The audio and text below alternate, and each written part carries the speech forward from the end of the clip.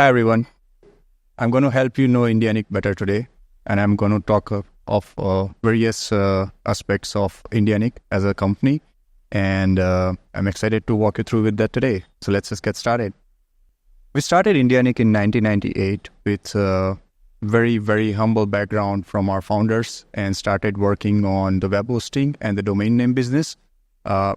Moving forward, we were getting a lot of requests from our clients to up the game, and then started working on the website development and gradually grew the company to about 50 people in a short succession of time. Immediately when we started to work on web development, we became partners with Yahoo Small Business, which is a hosted e-commerce platform back in the day. We became partner as one of the official developers. Apparently, we were one of the only partners out of the 38 partners they had back in the day, which were outside the United States. And then moving forward, we had a lot of global expansion around our US office, which we started in 2005. And I think the breakthrough happened in the transition of every aspect of our journey in 2008 when iPhone was launched. The moment we started looking at the ecosystem and looking at the opportunity that it brought along as a technology company was absolutely exponential, because it not only shifted the whole technology workspace as a company, but it brought in a lot of opportunity and the business cases around in terms of expanding our reach of technology and our capabilities to put together as a business solution provider. I think all throughout the years we have had several milestones, and I can talk at length about that. But what's important to know is we continuously expanded our geographical reach, both in terms of our presence as well as our outreach in terms of where we could serve our clients globally.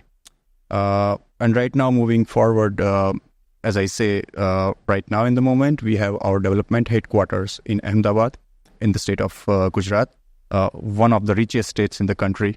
And we also have an international presence with our business office in Los Angeles, Melbourne, and our sprawling new office, which is the recent addition to our global base, is in Dubai. As Indianic, our core values and ethos of growing the business has been very simple. We want to be a leading solution provider by fostering innovation and quality at all times, and not compromising on the speed of execution. Having said that, there are some top lines that we always strive to follow and imbibe into every aspect of our business, whether it's internal facing or external facing with working with our clients, is to work with highest satisfaction in terms of what we do. We always strive to be result oriented rather than focusing on process. We look and strive for looking at what's the goal that at the end of the day trying to achieve. In the process, we want to respect the speed and efficiency, but then not at the cost of quality. So that's something that's always there in our eyes. Having said that, there's no point in doing something which you don't love. So we always make sure that we always enjoy the process while we go through everything that it takes. But we want to be inside in a way that we as a team are enjoying and supportive in every sense of the term. A quick fact check on everything that we have come so far with. Right now, we are just over 600 members with our global team inclusive. Majority of the team works from our development center in India, where we have everybody in-house, from project management to sales to marketing to engineering to quality assurance to IT support, UI, UX, business analysis, consulting. Everything that we do as a part of our servicing is in-house, spread obviously across the globe, but majority of them being in the development center in Ahmedabad.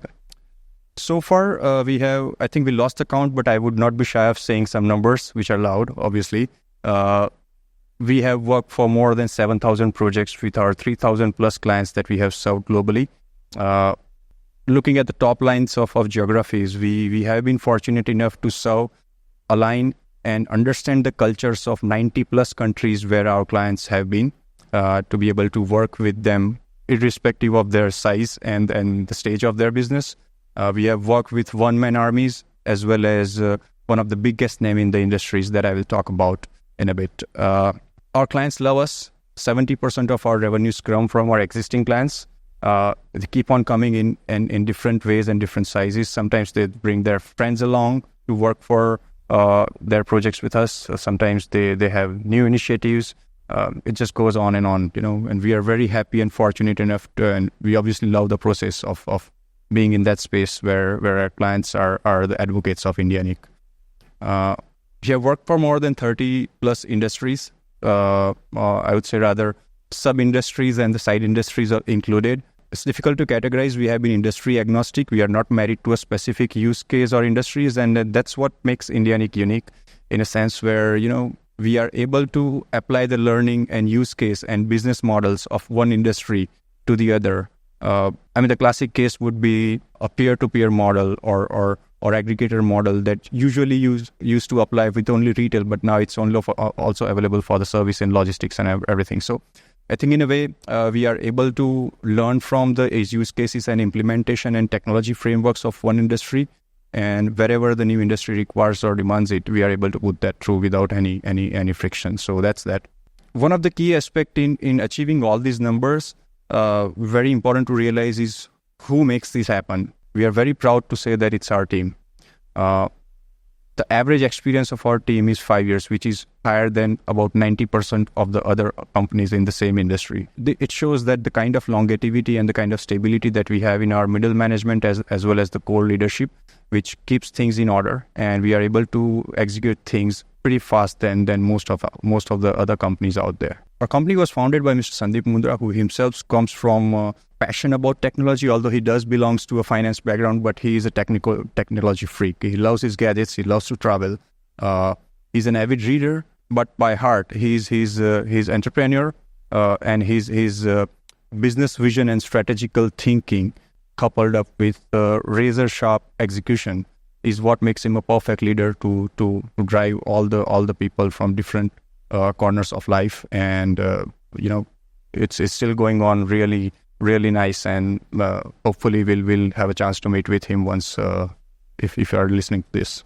Let's talk about some of the key areas of Indianic. Our key areas has been the web and mobile technologies as a forefront of everything that we do, aided and layered with different levels of consulting as well as support. But categorically speaking, I would personally categorize what our capabilities would be into enterprise applications. When I say enterprise, it's not just big, it's really enterprise in nature, which are transformative, effective, and modern. Talking about modern, how can you leave AI?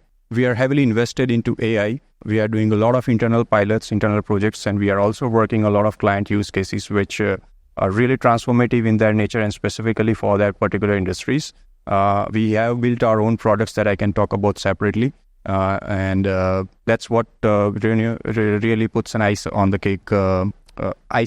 cake, rather. Apart from that, we have been really delved into digital commerce, not just e-commerce, but digital commerce in general with different business models, whether it's B2B, B2B2C, or B2C, peer-to-peer. We are excelling ourselves day by day in our ability to integrate different sorts of technology that are prevailing in the market, and they are sprouting up from every corner. So we keep up our pace with ability to integrate different technologies together to build the momentum in the business case as a service provider. We also carry a great expertise in business automation, RPA, and workflow automation. We understand that large enterprises do have legacy systems and they want to hound on to the new ones as and when needed, but they don't want to keep them isolated. So that's where the automation integration and the convergence of new technologies with the ones that already exist comes into play. And our experience really complements our ability to work with those use cases quite efficiently. Apart from that, we have been really involved in the e-governance and federal projects, especially for the Middle East region, where we have worked for creating different services in the digital form, converting them from the legacy systems or the offline processes, and giving them a shape of digital mobility infrastructure. And of late, we have been working on now unifying those services as well as creating a kind of a a more integrated environment with the recent advancements that the government is going through. So we are already working with a lot of federal departments and agencies where we are automating their processes and also integrating them with the other and stuff like that. I'd love to highlight some of the technologies that are really in the strong zone, although we do strive hard to keep up the pace with everything. But I would be honest here and would not be shy in accepting the fact that we don't work on just about everything. I think we have created an art of balancing between what we know and know for the best, and then also at the same time leaving a lot of room for innovation and adapting the new stuff out there. So we know how to deal with the technology, and that's what brings us into play, where we understand the business cases of the end clients or the businesses that we work with, and ability to provide solution to solve problems through technology. I think we are not the ones who talks from the bottoms to top, wherein we select the technology first and then talk about the solution. I think we go from top to bottom, where we look at what needs to be done. And this is exactly what I mean by when we say we are result oriented, and we look at the problem to solve first rather than the how-tos of it. As well as for web, I think for mobile and everything, we are predominantly very strongly positioned with the native ecosystems for both iOS and Androids. Both of them are almost leading the 90% of the market today in the day. Although we did started and work with some of the old fellows you might be knowing, like BlackBerry and Microsoft, but I think they are no longer in the market. Having said that, being in the enterprise, we were forced to work on the cross-platform use cases as well. Although we do have a very strong expertise in native and the manifestations of native ecosystems like games and Unity and content creation part of the mobile ecosystem as a whole, and that's what makes us a unique player, where we carry all the expertise in-house, wherein we can not only work on the client side or creating just an app ecosystem or digital mobility footprint, but it also means that we are able to provide the entire ecosystem as a whole, which is not just a mobile, but is just a platform as a whole that works on its own. Talking about AI, we are continuously putting our best foot forward in terms of working with our end clients and associates to form different AI strategies and AI solutions which can solve the business problems and create lasting impact for their end customers. We do that by working on data analytics, using the prevailing information and how to offset that against the AI use case and put that information to use with AI, working on natural language processing and natural language analysis, and working big time with GPT-based application and generative AI application, the Gen AI use case as they call it. Not leaving apart the computer vision, the machine learning, and the data analysis with working with real-time databases and various smart use cases that puts a lot of automation and workflow integrations in place. We take designs very seriously, although I would not be shy that we are a design-led engineering company, but for us, design is something that's not just how it looks. For us, design has to function and solve a business problem. And that's where we heavily invest into user experience design with deep analysis of the problem to be solved and the understanding of the solution, how it needs to be put together, considering different factors in mind, like device, form factors, audience, geography, target audience, and stuff like that. We have our own design systems that we follow. We have frameworks that puts the designs into the function. And we make sure that efficient implementation of design also is done throughout the engineering process as well. So it's not, design doesn't just stay design during the design phase, but it's more about how it solves the problem through the realization of the idea through the solution. We carry a strong expertise in cloud consulting, whether it's implementing and building a cloud strategy from ground up, or migrating the legacy system on upgrading them to the modern cloud infrastructure, or integrating, mitigating, and planning and monitoring. Irrespective at the stage of which you are in terms of your cloud strategy, we are a perfect partner. We carry a very strong expertise, not just from the cloud consulting, but implementing and building the cloud ecosystem within your organization as well. We are very strong working with AWS, Google, and Azure, three of the biggest players in the market in the cloud. We also had a fair bit of share in terms of working with enterprise integrations, platforms with product information management, business intelligence tools, accounting system, ERP systems, CRM systems and stuff like that. But as I said, we have been very fortunate to work with all sorts of clients and clients of all scales and sizes when it comes to their revenue or size of business or the scale at which they operate in. Some of the names, as you can see, we have been very fortunate to work with some of the leading providers within their respective industries. Companies like Gulfstream, McDonald's, and United Nations. So all these companies have come up with their own business case or requirement, and then they started exploring how to materialize them. As you can see, there are different cadres and industries of clients that we have been able to work with, and that clearly shows our versatility in terms of adapting to how the business needs a technology solution, and to be able to walk from that starting point to the point where we materialize the whole platforms for that. Some of the federal government projects that we have done with and agencies that we have worked with, especially from the Middle East in the region of UAE, that you can see, we have been one of the initial companies who worked on initiatives like Dubai Now and Dubai Culture. And this has been the continuous story as we have moved along the way. As I said, we are industry agnostic. We do not really get siloed or married to a specific industry use case. We are quite versatile and adaptive in that nature. Our method is very simple. What problem that needs to be solved, and what is it on the table to solve that problem that needs to be digitized or to be defined or to be discovered that needs to be digitized. That's a simple approach that we have taken so far, and it has worked out really well. We are a categorically speaking service provider, but that's where we differentiate a little from a classical service provider company. Is we all the time work on our own initiatives as well, and as a matter of fact, we have got some of our solutions that we have built over a period of time.